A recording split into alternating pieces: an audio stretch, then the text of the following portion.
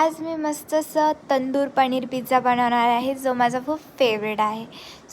मी पनीर घेतले, त्याचे क्यूब्स केले छोटे छोटे.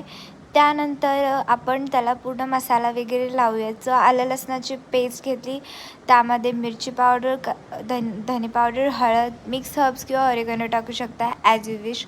दही घेतली, केचप घेतला आणि हे 15 मिनिट मी फ्रीजमध्ये ठेवणार आहे फ्रीज करण्यासाठी. त्यामध्ये थोडं चिली फ्लेक्स टाकले.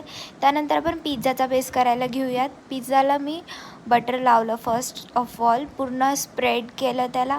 त्यानंतर पिझ्झा टॉपिंग शेजवान चटणी लावून स्प्रेड केलं. त्यात ढेर सारा चीज़ मैंने डाला.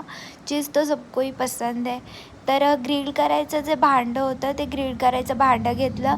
त्यामध्ये जे फ्रीज केलेलं पनीर होतं ते काढून आपण ते तंदूर टाईप करणार आहोत. तर ते सगळे टॉपिंग्स वगैरे मी टाकले. त्यात मॉसरेला चीज टाकलं आणि आपलं रेडी पिझ्झा.